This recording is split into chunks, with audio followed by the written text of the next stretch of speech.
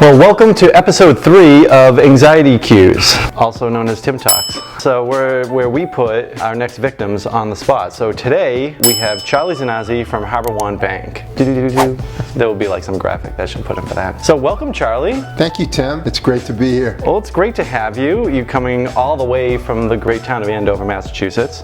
So you and I have worked in more ways than I can think of, I think, with any individual that I've worked with. So whether it's through like volunteer boards and stuff like that, or it's through helping out clients. We actually accidentally found yesterday that we had a common client, which was great. We had a CPA that basically reached out and was asking me for reports, sent them over, and then she said, oh yeah, well, you know, HarbourOne said that they needed this information too. And I'm like, I'm just gonna pick up the phone and call Charlie and find out if that has to do with him. And then we were able to solve it. I actually called her back and she was like, thank you so much. I don't really, you know, I'm a CPA, I'm not really great on the rev cycle side or AR side for healthcare, and this is great. So it's always good when you can have two vendors that basically can work behind the scenes that you can trust, because typically a vendor will blame another vendor or something like that. Right. And Tim, I have to say, that is exactly what we're trying to create at HarbourOne relative to some of the bigger banks in town, is that you can see HarbourOne, and it doesn't have to be Charlie Zanazzi, but any of the 10 people that work for me, and you associate HarbourOne with Charlie Zanazzi or anybody else on that team, and then you can call that person and actually talk to a live person and say, does this bank requirement make sense or not? And we can have a human conversation about what makes sense and then get something done for a client. Now your team, excellent example of.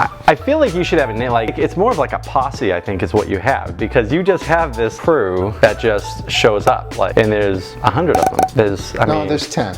But it seems like it's just like it's like when you show up, you just have like these bodyguards that, except they're all like bankers, but they all have their own niches and they all know their own pieces. They're like specialists too. Right. We have a team. When you come into the bank, you've got a home in that bank, and you don't have 800 number support. You've got that team supporting you. You've got everybody's cell phone number on that team, and they each have a different discipline, and they all talk to each other. So you don't have to worry about communication at HarbourOne Bank. And I want to give those people an opportunity to actually meet the client.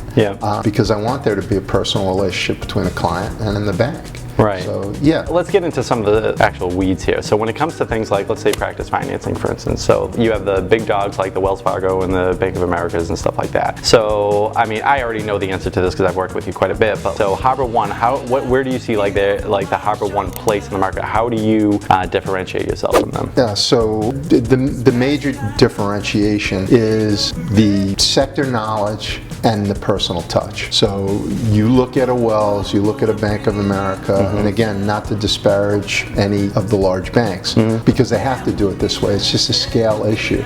You know, if you're going to do 20,000 of these things nationally, you have to do them all the same way.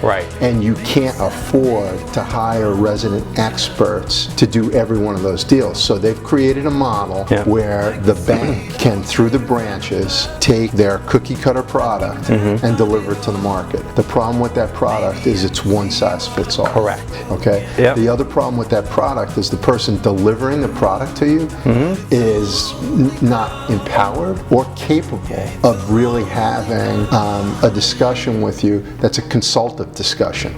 To say, how much money is too much? Where are we comfortable going? Have we thought about this alternative structure and what can we do? So the niche that we find ourselves in is, if your partner's healthcare, you can work with anyone at that personal level and get that approach, right? But if you're the independent practitioner, or you're doing something that's new and different in the market, that is going to take some brain power to consider what the risk is, and maybe point out to you what risks you should be considering, then you're lost. You're not getting that out of your local branch manager. And I feel like I don't know, I think, and how many practices nowadays are cookie cutter, like, because, you know, in the old days when you could just do your office visits and call it a day, it was one thing, but now even PCP practices, you have to have like a very specialized focus on men's health, women's health, or you have like an allergy clinic inside, or something else that tries to make sure that you're collecting other services that you can kind of move the bar up with. And I think that when you get into some really large banks and they'll say, we're not going to take on an addiction clinic, we're not going to take on something that is, it has to fit in between this dollar amount or this many clinicians, or not if it's a second practice. And when I work with you, there's a lot of, it's basically like, obviously you're not going to take everything. There's going to be certain things that will be risks that just make no sense for you to take on.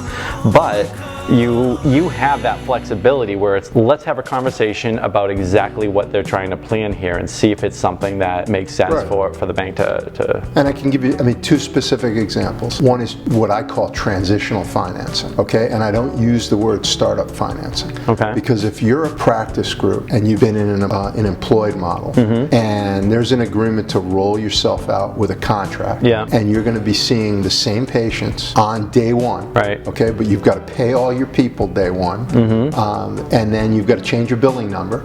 So you're at a 90-day cycle before you're going to see $1, and all the nurse practitioners need their money weekly. Sometimes you need a draw if you're the owner. You've got all this equipment that you've got to put in. A lot of banks will look at it and say, nope, that's a startup. We need 2 years of history. I'll take a look at what you have done. You've got to use the common sense that if you're booking the patients on day one, you've got a transitional financing situation rather than a raw startup. But I'm always asking my doctors, where is your next patient coming from?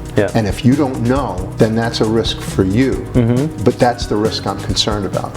Once the patient gets there, if you've done it before, I know you're going to do it again. And you know at HarbourOne it's more than the money, because we work collectively together to bring all the resources to that physician community so that you do have the infrastructure to execute. There's lots of these physician organizations that will have requirements for taking mass health patients and so much and so forth. My concern is I'm looking ahead, looking out for someone